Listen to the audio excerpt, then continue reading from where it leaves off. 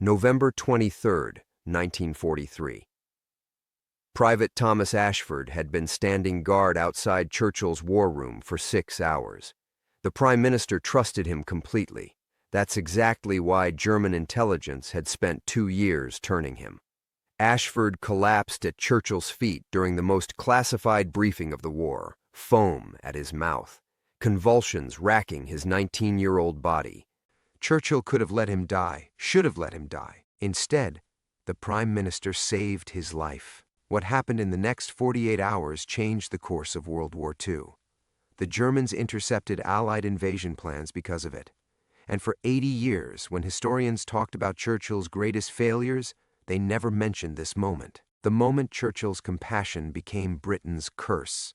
Before we jump back in, tell us where you're tuning in from. And if this story touches you, make sure you're subscribed because tomorrow I've saved something extra special for you. The weight of mercy. The syringe trembled in Churchill's thick fingers as he knelt beside the convulsing soldier. Around the war room, maps of Normandy spread across oak tables like surgical plans, red pins marking beaches where thousands would die in 6 months. But Churchill's entire focus had narrowed to the 19-year-old boy choking on his own tongue. "Get him to medical," barked General Brooke, his weathered face twisted with disgust. "Clear the room, now." Churchill didn't move. The Prime Minister's cigar had fallen forgotten to the Persian carpet, burning a small hole that would remain there for decades. His hands, the same hands that had signed death warrants for captured spies without hesitation, worked with surprising gentleness to clear Ashford's airway. "Sir, we cannot risk." Colonel Edward Hartwell, 32 and sharp as winter steel, stepped forward from his position by the intelligence briefings. Even then, 30 years before he'd find himself running a Highland hospital, Edward understood the mathematics of war. One compromised soldier versus the security of the entire Allied invasion. The equation was simple. "I know exactly what we risk, Colonel," Churchill growled without looking up. The boy's convulsions were subsiding, but his breathing remained ragged. "Fetch Dr. Morrison." Quietly. The silence that followed carried the weight of unspoken knowledge. Everyone in that room knew Private Ashford had been acting strangely for weeks. Small things, questions about briefing schedules, lingering near classified documents, an unusual interest in wireless protocols. Military intelligence had been watching him, building a file, waiting for enough evidence to act. The poison should have solved their problem permanently. Edward caught the eye of Major William Sterling across the room. Sterling's hand rested casually on his service pistol, and Edward read the silent question there. Should we finish what the poison started? But Churchill's shoulders had set in that particular way they did when his mind was made up. The Prime Minister lifted Thomas Ashford like he was carrying his own son, the boy's head lolling against Churchill's broad shoulder. "The boy lives," Churchill said quietly. "We'll find another way, another way." The words would echo in Edward's dreams for the next 30 years. Dr. Morrison arrived within minutes, his medical bag already open. He was one of the few doctors in London with security clearance for the war rooms, a nervous man who asked no questions and recorded nothing in his official files. "Organophosphate poisoning," Morrison murmured after a quick examination. "Someone wanted him dead badly enough to use military-grade nerve agent. He'll survive, but he needs immediate treatment." "Then treat him," Churchill ordered. "Here, now." "Sir," Edward tried again, "if he's compromised." "If he's compromised, Colonel, then keeping him alive gives us the opportunity to control what information reaches Berlin." Churchill's pale eyes fixed on Edward with an intensity that made younger men confess sins they hadn't yet committed. Dead martyrs tell no tales, but living prisoners can be guided in their storytelling. The logic was sound, Edward had to admit. Keep Ashford alive but unconscious, feed him false intelligence when he recovered, turn the German asset into an unwitting British weapon. It was the kind of brilliant misdirection that had kept Britain alive through the Blitz. What none of them anticipated was how quickly German intelligence would extract their asset. The hospital convoy was attacked exactly 18 hours later. 3 British soldiers died defending a truck that carried only medical supplies, and 1 semi-conscious private who mumbled classified beach names in his delirium. By the time reinforcements arrived, Thomas Ashford had vanished into the London fog like a ghost returning to its grave. Edward would learn later, much later, when the war had ended and the true cost of Churchill's mercy became clear, that Ashford had been conscious enough during his rescue to hear every word of the convoy's planned route. German commandos had been waiting in the ruins of a bombed church, patient as spiders in a web. Within a week, intercepted German communications revealed that Berlin knew the primary landing zones for Operation Overlord. Not all of them. Churchill's mercy hadn't been quite that catastrophic, but enough to shift entire Wehrmacht divisions to positions that would maximize Allied casualties. The mathematics of war were unforgiving. Churchill's compassion for one 19-year-old boy would cost 3,847 additional Allied lives on the beaches of Normandy. Edward had calculated the number himself in the years after, poring over casualty reports and German defensive positions, trying to understand exactly what mercy cost in blood. But that was all 30 years ago. Edward had buried those memories along with his uniform, had chosen healing over killing, had built a quiet life among the Scottish hills where the only battles were against illness and age. He thought the war was finally over. Until November 23, 2023, exactly 80 years after Private Ashford collapsed in Churchill's war room, when a young soldier stumbled through the doors of Edward's Highland Hospital, bleeding from a bullet wound and wearing the regimental insignia of the King's Guard, the same regiment that had produced Private Thomas Ashford 8 decades before. The weight of peace.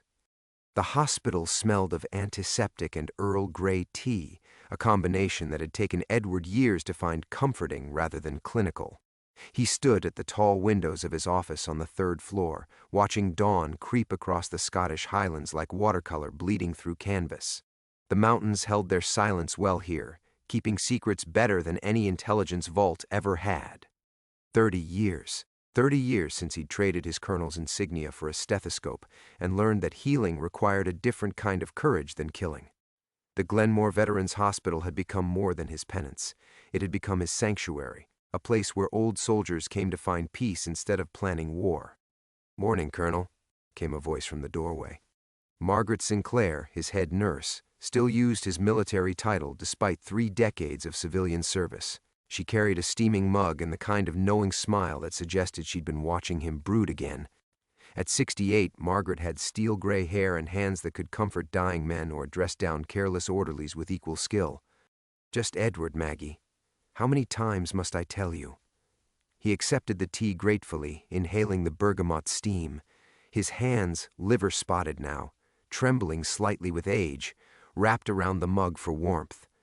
"When you stop standing like you're expecting enemy contact, I'll stop calling you Colonel." She moved to straighten papers on his desk, a morning ritual they'd performed for years. "You were thinking about the war again." It wasn't a question.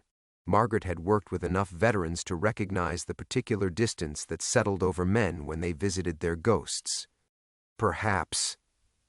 Edward sipped his tea, watching a red deer pick its way across the hospital grounds. The animal moved with careful grace, testing each step, alert to dangers that might not exist. "What's our census this morning?" 23 residents, all stable. Mr. MacLeod is asking for extra porridge again. I swear that man could eat his way through a tank if we let him. And young David's been having nightmares about Helmand Province, but he's responding well to the new therapy sessions. David Morrison, 24 years old, legs lost to an IED outside Kabul. Grandson Edward never had. The boy had arrived 6 months ago, angry as a caged wolf, ready to bite anyone who offered help. Now he spent mornings teaching other veterans to paint watercolors, his steady hands creating landscapes that his damaged legs could no longer walk. These were Edward's soldiers now, broken men and women who'd given pieces of themselves to conflicts most civilians preferred to forget. The hospital housed 47 beds, but Edward knew every patient by name, knew their wounds both visible and hidden. They were his responsibility, his family, his reason for rising each morning. "I'll check on David after rounds," Edward said. "That painting he's working on, the Highland Sunset, reminds me of Turner's later work." Margaret's smile softened. She'd watched Edward mentor dozens of young veterans over the years, seen him pour the same tactical brilliance that once planned military operations into healing traumatized minds. He asked me to tell you he's entering it in the Inverness art competition. First time he's wanted to show his work publicly. Pride swelled in Edward's chest, the kind of quiet victory that felt more meaningful than any medal he'd earned in uniform. This was what mattered now. David finding purpose in paint and canvas. Mr. MacLeod discovering that appetite could return even after loss. The gradual transformation of warriors into whole human beings again. Through the window, the red deer had been joined by her fawn, both grazing peacefully in the morning light. Edward had chosen this location specifically for moments like this. The view of untouched highland wilderness that reminded his patients there were still beautiful things worth protecting. "Any word from Edinburgh about the funding review?" he asked, though he dreaded the answer. Margaret's expression tightened almost imperceptibly. "Nothing official yet, but Minister Caldwell's office called yesterday. They want to schedule another efficiency assessment next month." Efficiency assessment. Political language for determining whether 37 veterans and their medical staff were worth the cost of keeping them safe and healing. Edward had fought these battles before. Bureaucrats with spreadsheets who measured human worth in pounds sterling, who couldn't understand that some debts were worth paying regardless of profit margins. "Let them come," he said quietly. "We'll show them what we do here." Margaret nodded, but Edward caught the worry in her eyes. They both knew the political climate had shifted. Austerity measures, budget cuts, the endless governmental appetite for reducing expenditures.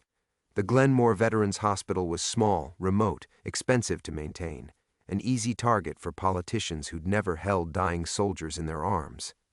The thought of losing this place, of watching his patients scattered to understaffed urban facilities or discharged to inadequate care, made Edward's chest tighten with familiar panic. These hills, this hospital, these broken soldiers learning to be whole again, this was his life's work, his redemption for Churchill's mercy and its terrible cost. He'd failed to save 3,847 Allied soldiers on Normandy's beaches. He would not fail the men and women sleeping peacefully in the beds below. Margaret was turning to leave when the emergency bell shattered the morning quiet. 3 sharp rings that meant trauma incoming. Edward's teacup hit his desk with a porcelain crack, muscle memory snapping him upright before his conscious mind processed the sound. "Ambulance?" he asked, already moving toward the door. "No," Margaret said, her face pale as she pressed her hand to the communication device on her collar. "Security says someone just collapsed at our front entrance. Young man, military bearing, bleeding." They took the stairs 2 at a time, Edward's 72-year-old knees protesting, but his body responding with the efficiency drilled into him decades ago. The hospital's front lobby was small and warm, designed to feel welcoming rather than institutional. Now it felt cramped and urgent as staff members clustered around a figure sprawled across the Highland tartan carpet. Edward pushed through the small crowd and stopped cold. The young man couldn't have been more than 25, dark hair matted with sweat and rain, his breathing shallow but steady. Blood seeped through a field dressing on his left shoulder, professional work, military standard. But it wasn't the wound that made Edward's throat constrict with sudden recognition. It was the regimental insignia on the torn uniform jacket. The King's Guard, the crown and cipher unmistakable even through the grime and damage. The same regiment, the same bloody regiment that had produced Thomas Ashford 80 years ago.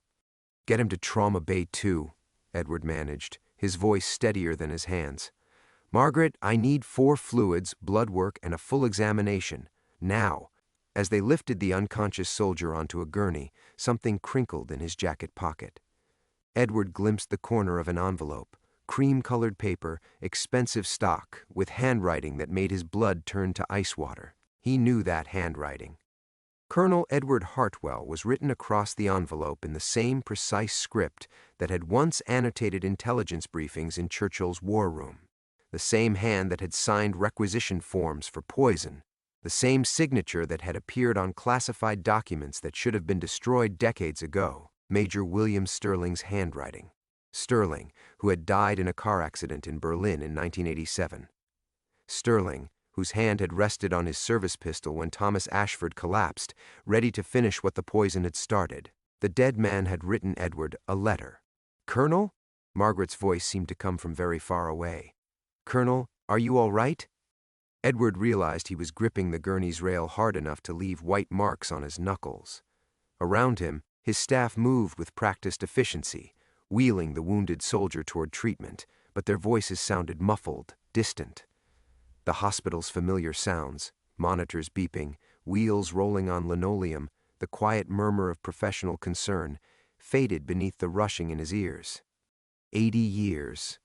80 years since Churchill had knelt beside a convulsing boy and chosen mercy over security. 30 years since Edward had buried his uniform and sworn he was finished with intelligence work, finished with the mathematics of war, finished with decisions that killed men in distant places. The envelope seemed to burn against his fingers as he slipped it from the wounded soldier's pocket. His name was written there in ink that looked disturbingly fresh, as if Sterling had signed it yesterday instead of dying 36 years ago in a twisted wreck of metal and glass on a rain-slicked German road. "Run a full background check," Edward said quietly to Margaret. "Military records, service history, next of kin, everything." "Of course. But Edward, and I want to know how he found this place. We're not exactly on any official treatment rosters. The Glenmore Veterans Hospital served patients referred through carefully vetted channels, men and women whose cases required discretion as much as healing. They didn't get walk-ins bleeding from bullet wounds, carrying letters from dead intelligence officers. In the trauma bay, the young soldier stirred, mumbling words Edward couldn't quite catch. But the cadence was familiar, the particular rhythm of someone reciting coordinates, map references, tactical intelligence. The same kind of classified information that Thomas Ashford had carried in his compromised head when German commandos pulled him from a burning convoy. Edward stepped back into the hallway, his hands shaking as he turned the envelope over. No return address, no postmark, just his name in Sterling's distinctive hand and a red wax seal that bore the impression of a raven, the unofficial symbol of Operation Blackwater, the mission that had never officially existed. The mission that had killed 3,847 Allied soldiers, the mission that Churchill's mercy had made necessary. 30 years of peace shattered like glass around Edward's feet. Whatever was inside this envelope, whoever had sent this wounded soldier to his door, his quiet life among the Highland hills was over.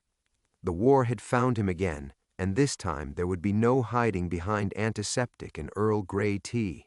The past had come for its due, and Edward no longer had an army to help him pay it. Edward stared at the envelope for a long moment, then shoved it deep into his coat pocket. Not here. Not with his staff watching, not with a wounded soldier bleeding in his trauma bay. Whatever Sterling's ghost had to say could wait until he had privacy and steady hands. "Margaret," he called, following the gurney into the treatment room. "I want this kept quiet. No entries in the main log, no contact with outside medical facilities." She glanced up from checking the soldier's vital signs, her eyebrows raised. In 30 years, Edward had never asked her to circumvent their careful documentation protocols. "Colonel, that's highly irregular. Please." The word came out more desperate than he'd intended. "Just until we know what we're dealing with." Margaret's hands stilled on the blood pressure cuff. She studied Edward's face with the same clinical attention she gave to wounded patients, reading signs he couldn't hide. Whatever she saw there made her nod slowly. "Of course. But if his condition deteriorates, I'm calling in a surgeon regardless of your concerns about paperwork." Edward managed a grateful smile. "Naturally. I wouldn't ask you to compromise patient care." But even as he said it, he wondered if that's exactly what he was doing. The soldier, Private James something, according to the dog tags Margaret had carefully removed, looked barely older than Thomas Ashford had been. Dark hair, angular features, the kind of unconscious discipline that marked career military even in sleep. His breathing was steady, blood pressure stable. The shoulder wound was clean, professional. Someone with medical training had dressed it, and recently.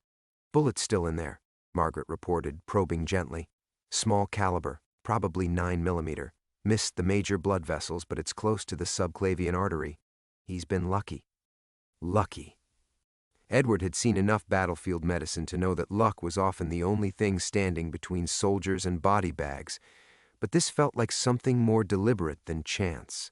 Someone had wanted this young man to reach Glenmore alive, wounded enough to need immediate care, but not so damaged that he couldn't deliver whatever message he'd been carrying.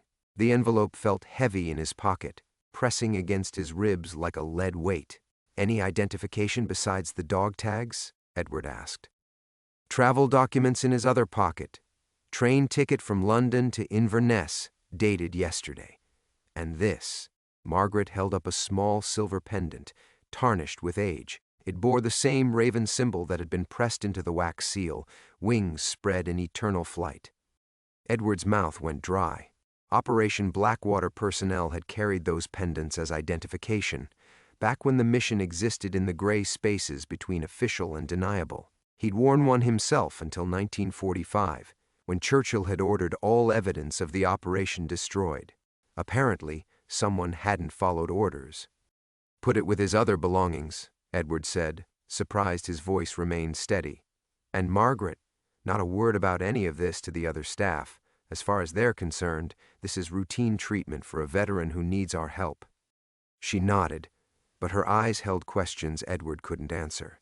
Margaret had worked intelligence herself during the Troubles, had learned when not to push for information that might endanger everyone involved. But her silence felt fragile, temporary. If bodies started appearing or government vehicles came prowling up their Highland road, her protective instincts would override any promise of discretion. The intercom crackled to life. "Dr. Hartwell to reception, please." "Dr. Hartwell to reception." Edward frowned. He rarely received calls, and never during medical emergencies. "I'll be right back," he told Margaret, then made his way to the front desk where young Timothy, their part-time receptionist, held the phone with obvious nervousness. "Sir, there's a woman calling from London. Says it's urgent. Military matter." Timothy's voice dropped to a whisper. "She knew about our patient before I told her anything." Ice crystallized in Edward's veins. He took the phone, noting how Timothy immediately busied himself with paperwork, ears carefully averted. "Hartwell speaking." "Colonel," the voice was crisp, professional, with the particular accent that marked Whitehall's upper echelons. "My name is Director Sarah Fleming, Ministry of Defense Intelligence. I believe you have something that belongs to us." Edward's grip tightened on the receiver. "I'm afraid I don't know what you mean. This is a medical facility, of course, and I'm sure you provide excellent care to all your patients. However, Private Morrison was involved in a classified incident yesterday. We need him back immediately." Morrison. Not James Morrison. The name connected with a sharp click of recognition that made Edward's chest tighten. Morrison. Like Dr. Morrison, the nervous man who treated Thomas Ashford all those years ago. Like David Morrison, the young veteran learning to paint Highland sunsets with hands that had once held rifles. "I'm afraid that's impossible," Edward said carefully. "The patient is in critical condition. Moving him could be fatal." A pause. When Fleming spoke again, her voice carried the kind of cold authority that could end careers with a phone call. "Colonel Hartwell, I think you misunderstand the situation. This is not a request." The line went dead. Edward stared at the phone, his hands trembling slightly as he hung up. Through the windows, those peaceful Highland hills suddenly looked less like sanctuary and more like trap, beautiful isolation that would make it very easy for people to disappear without inconvenient witnesses. His quiet life was over. The war had found him again. Edward stood frozen at the reception desk, the dead phone line buzzing in his ears like artillery fire from decades past. Through the windows, morning mist clung to the Highland peaks, but the peaceful scene now felt ominous, too quiet, too remote. No witnesses for miles. Timothy shuffled papers with studied concentration, pretending he hadn't overheard government threats delivered in clipped Whitehall accents. The boy was 22, barely old enough to shave, let alone understand that some phone calls changed everything. "Timothy," Edward said carefully, "I need you to take an early lunch. In fact, take the rest of the day off." The young man looked up, confused. "Sir, it's only 9:30 and we've got that supply delivery." "Go home. Now." Edward's voice carried the unmistakable weight of military command. "Tell your girlfriend you're taking her to dinner. Tell your mother you'll fix her garden gate. Tell anyone who asks that you were never here this morning." Understanding flickered in Timothy's eyes. He grabbed his jacket without another word, practically running for the exit. Smart boy. Edward had hired him specifically because he was smart enough to recognize danger and sensible enough to avoid it. Alone now, Edward pulled Sterling's envelope from his pocket with hands that remembered diffusing German ordnance under fire. The wax seal felt warm, as if it had been pressed yesterday instead of decades ago. As if the dead man's fingers had just lifted away from the raven's wings.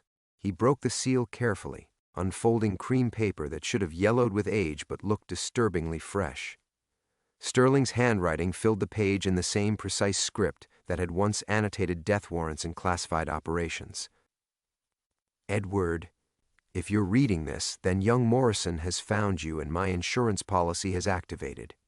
I'm either dead or wish I was, which amounts to the same thing in our business. Thomas Ashford didn't die in 1943. Churchill's mercy saved him, just as you remember. But what you don't know is that saving him required making him disappear. New identity, new life, new family. The boy became David Morrison, settled in Wales, had children who had children. Private James Morrison is his grandson. Operation Blackwater never ended, Edward. It just went underground. The networks we built, the assets we recruited, the infrastructure we created, all of it survived the war and grew. Someone's been using our work for 30 years, turning Churchill's mercy into a weapon. They killed me when I tried to stop them. Now they're coming for the boy because he carries proof of what we really did in Normandy. What those 3,847 dead soldiers really died for. You saved Thomas Ashford's life in Churchill's war room. Now save his grandson's. The debt comes due. The Raven remembers everything." Sterling. Edward's legs gave out. He collapsed into Timothy's vacant chair, the letter trembling in his grip as 30 years of carefully buried truth erupted like shrapnel in his chest. Thomas Ashford, alive, living under another name, raising a family, growing old while Edward carried the weight of believing he'd helped murder an innocent boy. But alive meant the secret was alive too. Alive meant someone could trace the connections, unravel the carefully constructed lies, expose Operation Blackwater's true purpose. Alive meant Churchill's mercy hadn't ended with the war. It had created a bloodline that carried evidence of Britain's darkest wartime betrayal. James Morrison, 25 years old, bleeding in Edward's trauma bay, carrying his grandfather's stolen face and his great-grandfather's dangerous knowledge. No wonder Fleming wanted him back immediately. No wonder someone had shot him trying to reach Glenmore. Edward forced himself to his feet and walked back to the trauma bay, each step feeling like a march toward his own execution. Through the window he could see Margaret working efficiently over their patient, Morrison, checking vitals, adjusting 4 lines, providing the same careful treatment she'd given thousands of wounded soldiers. But this wasn't just another wounded soldier. This was Thomas Ashford's grandson, carrying evidence of the greatest betrayal in British military history. Evidence that could destroy reputations, collapse governments, rewrite the noble narrative of Britain's finest hour. Evidence that would get everyone in this hospital killed if Fleming decided they'd learned too much. Margaret looked up as he entered, immediately reading his expression. "Edward, what's happened? You look like you've seen a ghost." "Worse," he said quietly, watching Morrison's peaceful face. The resemblance was subtle but unmistakable once you knew to look for it. The same angular jawline, the same stubborn set to the mouth that had marked Thomas Ashford as he lay convulsing from German poison. "I think I've been living with one for 30 years. Morrison's eyes fluttered open, focusing slowly on Edward's face. When he spoke, his voice carried the same accent that had haunted Edward's dreams for decades, Welsh countryside, touched with the particular cadence of the valleys. "Colonel Hartwell?" Morrison whispered. "My grandfather. He said you'd remember. Said you'd help me finish what Churchill started." The past collapsed into the present like a building falling down. Edward's world tilted on its axis. The sterile hospital room seemed to blur at the edges as Morrison's words echoed in his mind. "Finish what Churchill started." "Your grandfather," Edward said slowly, his voice barely above a whisper. "Thomas Ashford." Morrison nodded weakly, wincing as the movement pulled at his shoulder wound. David Morrison was the name they gave him. New identity, new life. But he never forgot what really happened in that war room. Never forgot what you and Churchill saved him from. Margaret stepped back, her medical training warring with the sudden understanding that this conversation was sliding into territory far beyond her clearance level. But Edward barely noticed her presence. His entire focus had narrowed to Morrison's face, Ashford's grandson, carrying features that had haunted his nightmares for 3 decades. The poison, Edward said, the convulsions. We thought, Churchill thought, that he was dying from German interrogation drugs? Morrison's laugh was bitter, cut short by pain. That's what you were meant to think. What everyone was meant to think. The room felt like it was spinning. Edward gripped the bed rail, fighting against a revelation that threatened to shatter everything he'd believed about that terrible night in 1943. What are you saying? The poison wasn't German Colonel. Morrison's eyes, startlingly clear despite his injuries, held Edward's gaze with uncomfortable intensity. It was British, administered by British intelligence to a British soldier who'd learned too much about what was really happening in Normandy. The words hit Edward like physical blows. He staggered backward, his mind reeling through the implications. No, Sterling was there. Sterling confirmed the intelligence about German capture. Sterling was the one who ordered the poisoning. The trauma bay fell into absolute silence. Even the monitors seemed to quiet, as if the machines themselves were holding their breath. Edward's legs threatened to give out again, as 30 years of carefully constructed truth crumbled like ancient parchment. My grandfather was a communications specialist, Morrison continued, his voice growing stronger despite his injuries. He intercepted transmissions that proved Operation Blackwater wasn't what they told the field commanders. Those 3,847 soldiers weren't sacrificed to save Allied lives. They were sacrificed to protect something else entirely. What? The word escaped Edward's lips like a prayer. Nazi gold. Hundreds of millions in stolen assets that British intelligence was secretly moving through Normandy. The operation wasn't about saving lives. It was about protecting the largest theft in military history. Edward's vision grayed at the edges. The noble narrative he'd carried for 30 years, Churchill's agonizing choice between one life and thousands, had been a lie. Sterling's careful briefings about tactical necessity, about saving Allied operations from compromise, about the brutal mathematics of war, all lies. They hadn't been protecting Britain's military secrets. They'd been protecting Britain's stolen Nazi treasure. Churchill didn't know, Morrison said, reading Edward's expression with disturbing accuracy. My grandfather figured that out eventually. The Prime Minister thought he was making a wartime sacrifice to protect Allied strategy. He never knew Sterling and his network were using Churchill's moral authority to cover their theft. And when your grandfather tried to expose the truth, they tried to kill him, made it look like German interrogation gone wrong. If Churchill hadn't intervened, if he hadn't chosen mercy over security, my grandfather would have died keeping their secret. Edward's knees finally buckled. He collapsed into the bedside chair, his hands shaking as the full scope of Sterling's betrayal crashed over him. Every briefing, every classified document, every moment of moral anguish over those dead soldiers, all orchestrated to protect a criminal conspiracy that had used Churchill's integrity as camouflage. 30 years, Edward whispered. I've carried the guilt for 30 years, believed we were protecting Britain's war effort, believed those soldiers died for something noble. They did die for something noble, Morrison said quietly. They died because good men like you and Churchill were deceived by evil men like Sterling. The guilt belongs to him, not you. But even as Morrison offered absolution, Edward felt the weight of new horror settling on his shoulders. If Sterling had been running his own operation within Operation Blackwater, if Nazi gold had been flowing through British intelligence channels, then Fleming's demand for Morrison's return made terrible sense. How much of the network survived? Edward asked. Enough. Morrison's voice carried the same exhaustion that Edward felt in his bones. Sterling built it to outlast the war. Some of the original conspirators are still alive, still protecting the secret, still profiting from stolen Nazi assets that were never returned to their rightful owners. And you have proof. Morrison nodded toward his jacket pocket. Documents my grandfather hid for 70 years. Financial records, communication intercepts, names and locations. Enough to bring down half the British intelligence establishment. Through the trauma bay's small window, Edward caught sight of black vehicles winding up the Highland Road toward Glenmore. Fleming hadn't been bluffing about immediate retrieval. "They're coming," he said. "I know." Morrison struggled to sit up, grimacing with pain but determined. "Colonel, my grandfather spent his whole life wondering if Churchill's mercy was worth the cost, worth those soldiers' lives, worth the secret he carried." The vehicles were closer now. 3 black sedans moving with government efficiency toward the hospital. "Help me prove it was," Morrison whispered. "Help me finish what Churchill started. Give his mercy meaning."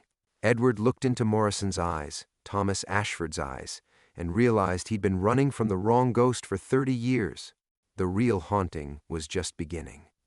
Edward's hands moved with practiced efficiency, muscle memory from 40 years of military crises overriding the emotional chaos in his mind. The black sedans would reach Glenmore's gates within minutes. And everything, Morrison's life, the truth about Operation Blackwater, perhaps even Margaret's safety, depended on the decisions he made in the next few moments. "Margaret," he said, his voice regaining its command authority, "I need you to help Morrison dress. Whatever painkillers you can safely administer for transport." She stared at him in disbelief. "Edward, he's lost significant blood. Moving him could save his life."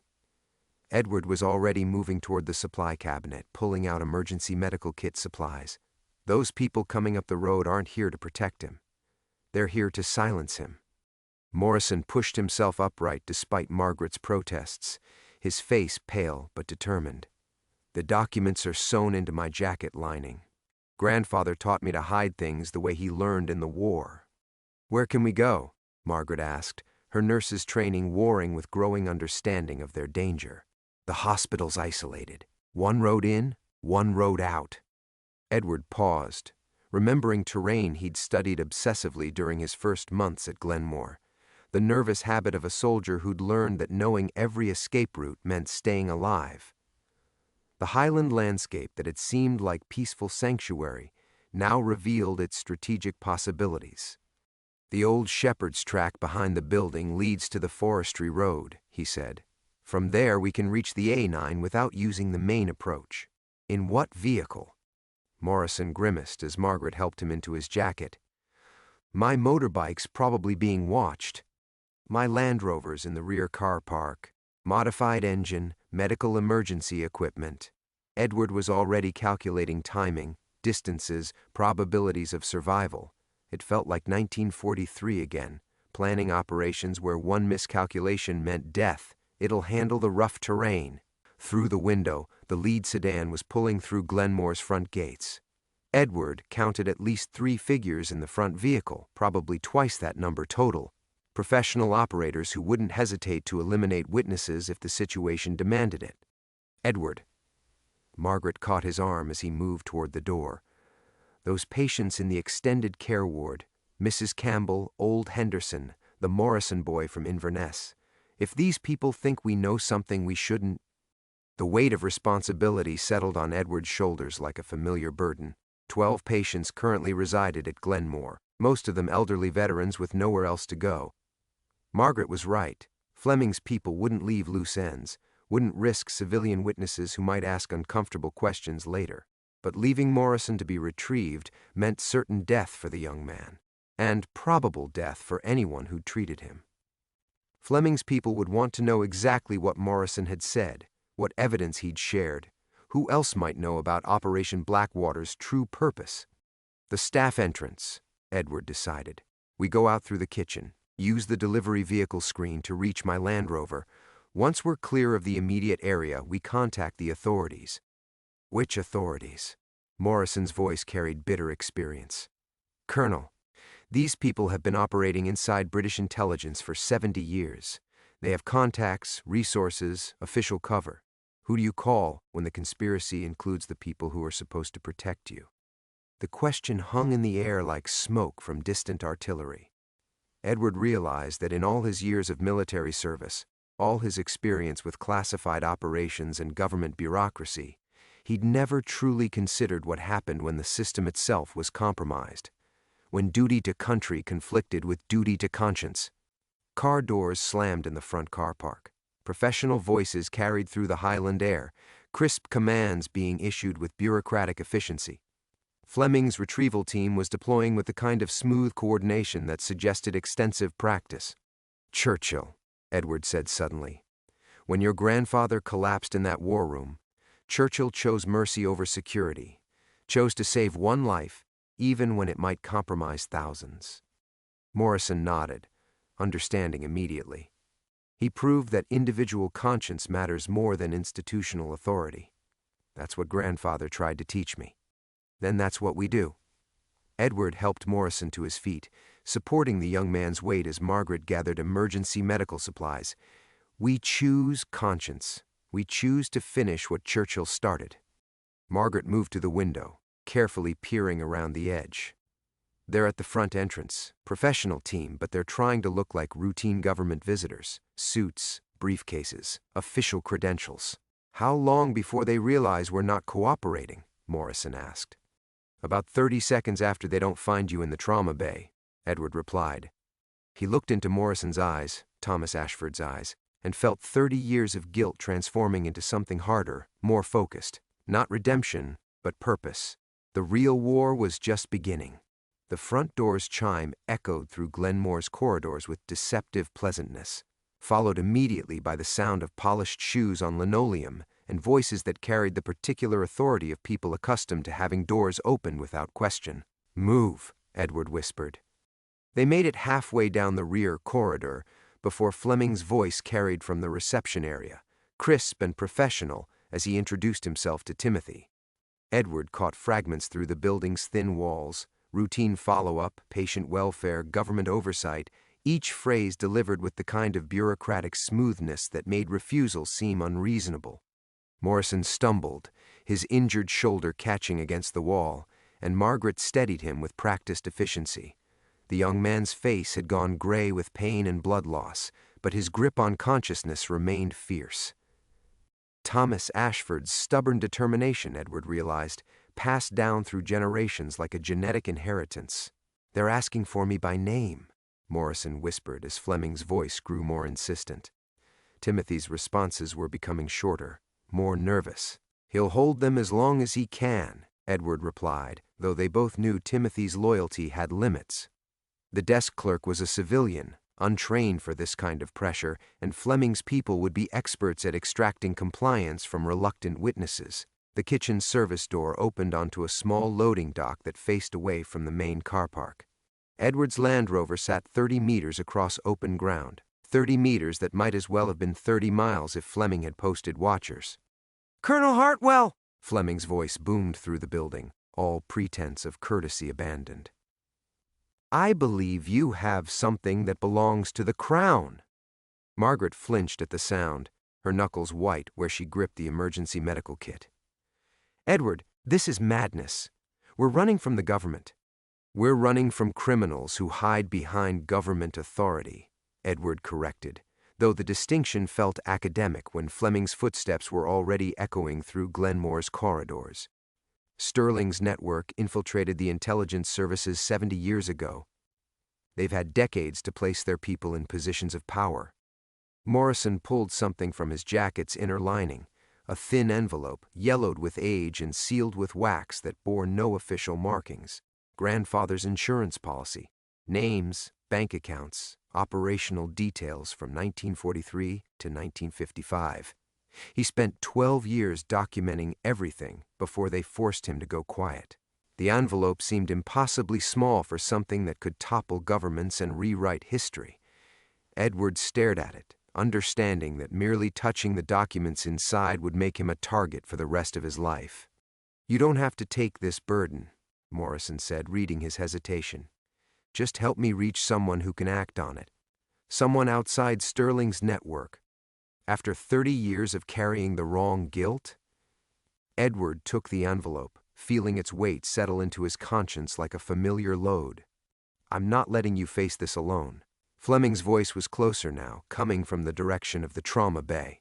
Other voices had joined him, at least 3 additional team members, moving through Glenmore with the systematic efficiency of people conducting a thorough search. "The extended care patients," Margaret said suddenly. "Mrs. Campbell's room overlooks the rear car park. If she sees us running, if she mentions it to Fleming's people." Edward's mind raced through possibilities, discarding tactical options with the cold efficiency that had once made him valuable to British intelligence. Mrs. Campbell was 93 years old, partially deaf, and her eyesight was failing. But Fleming's team would question everyone, and even confused testimony from an elderly patient might provide enough information to track their escape route. "We don't run," Edward decided. "We walk, slow, casual, like we're conducting routine hospital business. Margaret, you're helping a patient to the vehicle for transport. Morrison, you're weak but ambulatory."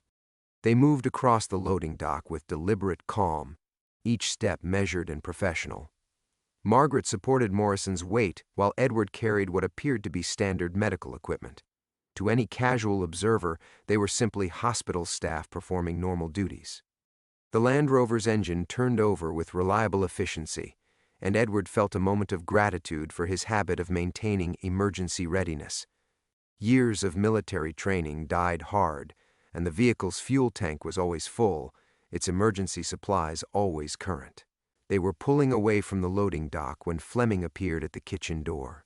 For one frozen moment, Edward's eyes met Fleming's across 30 meters of highland gravel. The intelligence officer's face showed no surprise, only the cold calculation of a predator that had found its prey attempting escape. Fleming raised his hand to his mouth, radio or phone, and spoke urgently into the device. By the time Edward reached the forestry road, he could see the black sedans beginning pursuit through Glenmore's rear exit. "They're coming," Morrison said unnecessarily. Edward pressed the accelerator, feeling the Land Rover's modified engine respond with more power than its civilian appearance suggested. Behind them, Fleming's vehicles were gaining ground, but ahead lay the wild Scottish Highlands, terrain that favored local knowledge over superior equipment. "Hold on," Edward said, and turned off the main track into country that would test every lesson he'd learned about survival. The chase for Churchill's mercy had begun. The Highland mist had lifted by the time Edward brought the Land Rover to a stop beside Loch Katrine, 3 hours and a lifetime away from Glenmore Hospital. Behind them, the pursuit had ended in the maze of forestry tracks that crisscrossed the Trossachs, Fleming's sedans finally defeated by terrain that demanded intimate knowledge over superior resources.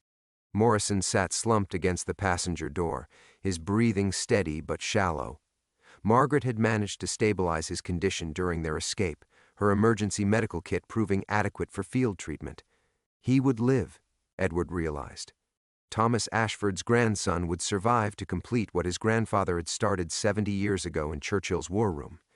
"It's finished," Morrison said quietly, watching Edward seal the envelope containing his grandfather's documents in a waterproof case. "Fleming's people will disappear the evidence, discredit any witnesses. Sterling's network will survive another generation." "No." Edward's voice carried the certainty of a man who had finally found his purpose after 3 decades of searching. "We're not running anymore. We're advancing." He pulled out his mobile phone, a secure device maintained for emergency contact with military authorities who existed outside normal intelligence channels. The number he dialed belonged to General Patricia Sinclair, his former colleague from Northern Ireland operations, now serving as parliamentary military advisor with direct access to the Prime Minister. "Patricia? It's Edward Hartwell. I need to speak with the PM immediately. It's about Operation Blackwater." The conversation that followed lasted 20 minutes. Edward spoke with the measured precision of his intelligence training, laying out facts without editorial comment, letting the evidence speak for itself. Morrison's documents, his grandfather's testimony, Fleming's assassination attempt, all delivered in the kind of detailed briefing that senior officials could act upon without political risk. When Edward finally ended the call, Margaret was staring at him with something approaching wonder. "You just accused half the intelligence establishment of high treason." "I accused them of stealing Nazi gold and murdering British soldiers to cover their tracks," Edward corrected. "The Prime Minister will order a formal inquiry within the hour. Fleming's retrieval team will be detained for questioning by military police who have no connection to Sterling's network." Morrison managed a weak smile. Grandfather would have appreciated the irony. Churchill's mercy finally bringing down the conspiracy that used his moral authority as camouflage. They drove back toward Glenmore as afternoon shadows lengthened across the highland landscape. Edward felt a strange lightness in his chest, as if a weight he'd carried so long he'd forgotten its presence had finally been lifted. The guilt remained, it would always remain, but its nature had changed from self-destructive haunting to something more bearable. Earned sadness, perhaps, the natural weight of surviving when others hadn't. At Glenmore, they found military police vehicles parked where Fleming's sedans had been hours earlier. Officers in crisp uniforms were conducting methodical interviews with staff and patients, their questions focused and professional. Fleming and his team were nowhere to be seen. "Colonel Hartwell?" A young lieutenant approached with paperwork ready. "Lieutenant Morrison requires medical attention, sir. We have transport standing by for Edinburgh Royal Infirmary." "I'll go with him," Margaret said immediately. Morrison caught Edward's hand as the medical team prepared him for transport.